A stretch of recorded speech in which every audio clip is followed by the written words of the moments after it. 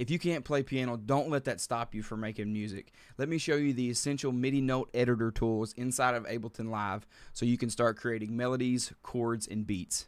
My name is Bailey Barnes, and on this channel I help beginner composers learn how to create music for video games and film. So if that's something you're interested in, make sure you hit that subscribe button. Now let's dive in. Let's see what we're working with today. So the first thing we're going to do today is we're going to go over to the grand piano track, and I'm just going to double click here. That way we can create a nice MIDI clip. First thing I want to show you is that you can grab this up here towards the top of the MIDI note editor, and you can actually make this smaller, or you can drag it out. That way you can see what you are working with, the time ruler. So this tells you where you're at in beats on your MIDI clip here, and this is in 4/4, so you're going to see that we have 4 beats just for a first bar. So we have 1, 2, 3, and 4 beats, and everything else in between those beats.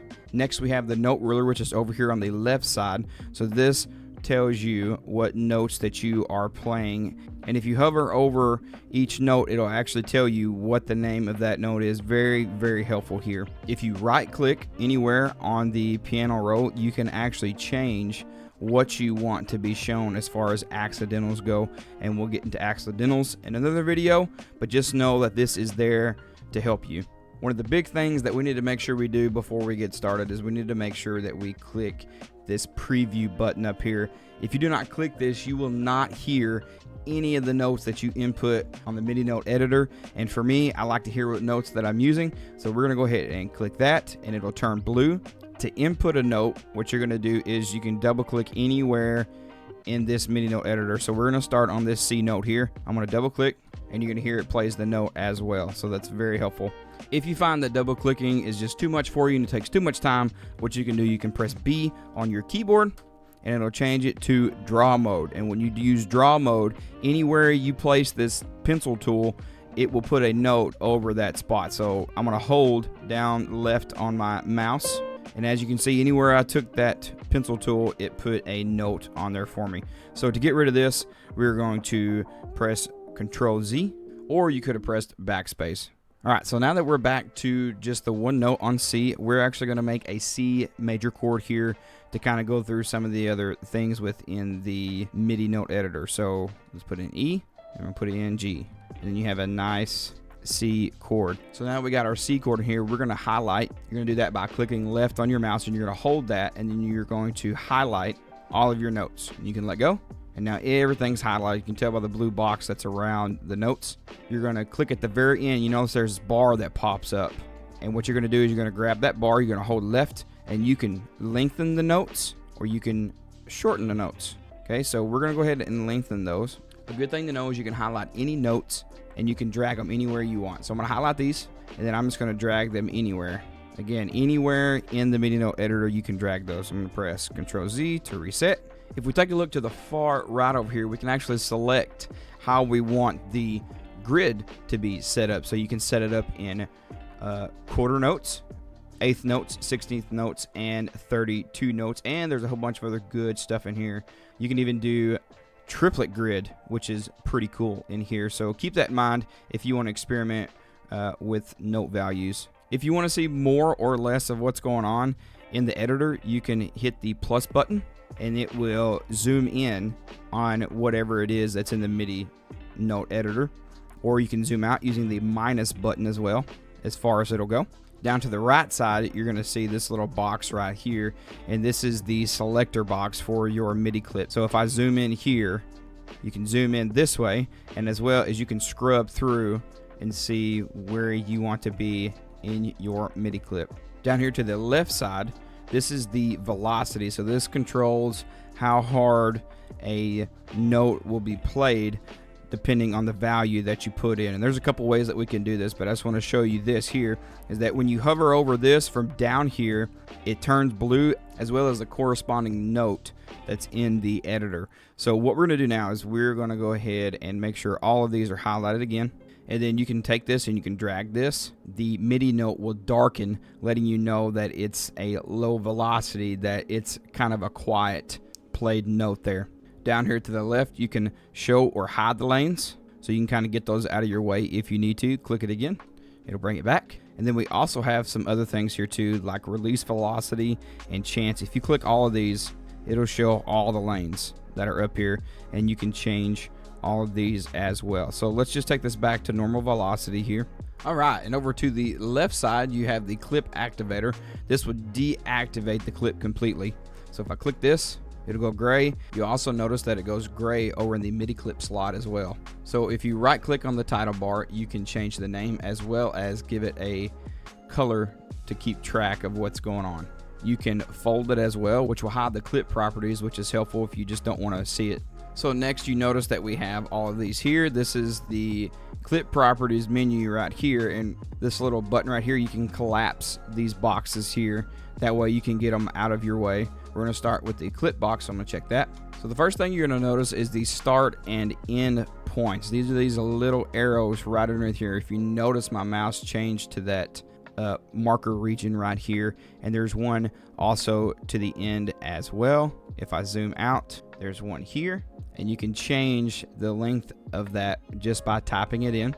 Cool thing is you can duplicate this, which is very helpful if you want some quick editing here. So if we click that, now it just added a second bar of what we had in the first bar. So we'll go ahead, press Ctrl Z to reset that. So what we're going to do now is we can check out the loop function. If this is off, your MIDI clip will not loop. And personally, I like to leave this on. You don't have to. I don't like having to try to restart it every single time. I like to adjust as I go. So I'm just going to leave that on. And you notice that there is a green bar. So this shows you how long your loop bar is. And you can change the length of it as well. So if I click down here, let's see, let's go 2 bars. And we'll click enter, and now we're looping for the full entire bar. So next we have the time signature. This is independent from the global, which is at the top. So you can change this to a 3/4, okay, and it will change it to a 3/4 grid here. Okay, I'm gonna change that back to 4. Okay, next, this one is a great feature if you are not very good at music theory. This will help you not only make music quickly, it'll also help you learn the notes that are within that scale. So if I click this here, you notice that nothing is purple and it's not showing anything. If I click this back on, it'll show us all the notes. And then of course here, you can change what key you want it to be in, and you can even change the mode that you want it to be in as well. So very helpful tool. And in order to make sure that you see those notes, this is on by default, but you want to make sure this highlight scale up the top of the MIDI note editor is checked. Also as well, to the left, if you click this, it will only show the notes that are in the scale. I'm going to uncheck that. All right, so I'm going to collapse this, and I'm going to open this launch just for a split second. We don't really have to worry about this right now unless you are trying to perform. So we won't go over that portion. Let's check out the pitch and time. So this right here is the transpose slider. So you don't see anything going on here because I haven't selected any clips. So let's highlight this, and now you notice that it turns orange. You can change the notes and where they're placed on the MIDI note editor just by holding left on your mouse, and then you can go up or down. So I'm going to unfold this clip, that way we can see what's going on. If I uncheck this, you're going to notice now that it's moving by semitones. So if we take this up, it would literally just move up in semitones on the MIDI note editor. So if we click this back on, it's going to lock into the MIDI notes in that scale. Let's say you have some notes outside of your scale that's highlighted, okay? So I'm gonna take this G, I wanna move it up. So now we're at G sharp. If I click this fit to scale, it's gonna push that back into our C major scale. So check this out. Boom, just like that, okay? And it'll do that for any notes that you have highlighted that may be outside of your scale, okay? Now, let me take this chord here, and we're going to break it up. And now what's going to happen, if I select this, this is really handy for making melodies, because sometimes you may want to invert your melody to get some interesting things. You can click this invert button, and it will invert the notes for you. So that is super cool. So keep that in mind. So this box right here is the interval size, and this again correlates with the scale that you're in if you have it on. So what I'm going to do, I'm going to make this +1, So what it's going to do, it's going to add a MIDI note based upon the interval that you entered. So if I click add interval, look at that. Now it's adding more notes. So if I do it again, it's going to go up to that next scale degree. Now because of the way we have it set up and it's locked to the scale, if I hit it again, it's going to do that very next highlighted note. So now I'm going to highlight this C5 here, and this stretch note will lengthen your note. So check this out. You lengthen it here, so you can make it go all the way up. You can also shorten it, and it'll shorten it very, very small as well.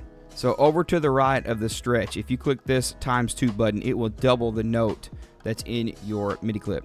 Cool, and you can just keep clicking that, or of course you can subtract that. So right under stretch, if you click this drop down menu, you can actually set the duration of your note.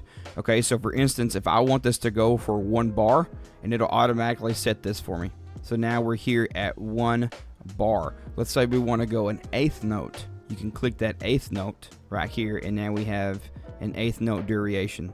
This next function is really, really cool, and it's the Humanize button. What this does, when you're programming your MIDI notes, things can start sounding robotic. So here's what we're going to do. I am going to use the shortcut Control. If you're on a Mac, I believe that is Command. So I'm going to hold Control, and then I'm going to grab from that MIDI note. So it kind of makes a copy of it, and then you can move it anywhere you want. So for instance, let's go ahead and move this up here. Okay. And then what I'd like to do is I'm going to highlight all of these, and we're going to go in and put some of this into practice. We're going to lengthen these, and I'm going to bring this up, and it's actually going to go ahead and change this for me when I increase this. And notice how it's nudging them over. So what this is doing, it's trying to replicate how a human person would actually play this. All right, the next one is the reverse button. If I highlight all of these here, it will reverse these notes, which is pretty cool. Over to the right, we have the Legato button. What the Legato button does is it shortens or lengthens the notes to the nearest next note. So for instance, watch what happens here. If I highlight these, notice how everything's kind of offset. This one's slightly overlapping. If I hit this, okay, it will try to line those up as much as possible.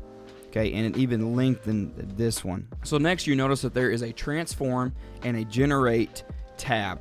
So these I'd like to save for another video because there's a lot to unpack, but these will help you create really, really cool things with your MIDI notes. So if you're excited about those, make sure that you hit the subscribe button. That way you don't miss when those videos come out.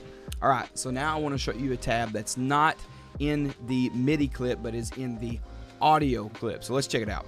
So let's say I go to samples and I just grab this here just so we have something in the MIDI clip. And notice now we have a warp section here. This is very, very cool. Ableton does a great job of handling audio. So let's go through some of the things that it has here. So the first thing is the warp button. If I uncheck this, it will play this clip at its original tempo that it was made at. If I wanted to lock with the project that I'm currently working on, I want to hit this warp button, and it will bring it to that 120 BPM that's up here. So the reverse button does exactly what it says. It'll actually reverse the audio clip. So now you can see it's backwards now. So you can do this to make risers and things like that, make really cool effects. So I'm going to go ahead and reverse that back. I love this function in Ableton Live. So this is automatically turned on by default. I believe you can change this in the settings, but I like to leave it on. It'll create a small fade on the audio clip that you put in here. That way you avoid clicks and pops. So this can definitely help you out. So the next thing we have over to the right is the gain. So you can actually turn the gain up on this, or you could turn it down to make the clip louder. Down below the gain, you have the pitch knob, which will change the pitch of your audio sample in semitones. So you can bring them down or you can bring them up. And in another video, we'll go in more in depth about what some of these things do. Now that you've got the basics down, now it's time to put the MIDI clips to work. Click the next video where I show you how to use Ableton Live's session view to help start building your ideas. And I'll see you there.